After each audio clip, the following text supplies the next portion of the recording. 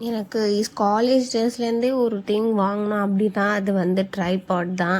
அதுவும் நான் ring light வச்சு வாங்கணும். அதெல்லாம் வந்து அப்போ அவ்வளோ ட்ரெண்டாக எல்லாரும் வீடியோஸ் போடுவாங்க. நம்ம ஃபோட்டோஸ் எடுக்கவாச்சும் அது இருக்கணும் அப்படின்னு சொல்லிட்டு நான் ரொம்ப எக்ஸ்பெக்ட் பண்ணிக்கிட்டு வாங்கணும்னு இருந்தது ரிங் லைட் தான். அதுவும் நம்ம லோக்கலாக வாங்கினா அது வந்து உடஞ்சி போயிடும். திருப்பி ரீயூஸ் கூட பண்ண முடியாது சொல்லிட்டு கொஞ்சம் நல்லாவே வாங்கலாம்னு சொல்லிட்டு ஃப்ரீடம் சேலில் தான் இதை ஆர்டர் பண்ணேன். க்ரியோன்ற ஒரு பிராண்டில் நல்லா தான் இருந்துச்சு.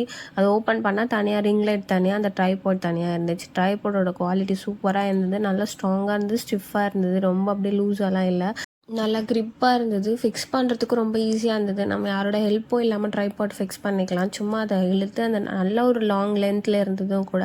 ரிங் லைட் ஃபிக்ஸ் பண்ணதான் எனக்கு தெரியல ஒழுங்கா. அதோட என் ஹஸ்பண்ட் கிட்டே தான் கேட்டேன். அதுவுமே ஈஸியாக தான் இருந்துச்சு. சும்மா நம்ம அதை நல்லா க்ரிப்பாக பிடிச்சி ரோல் பண்ணுறது தான்.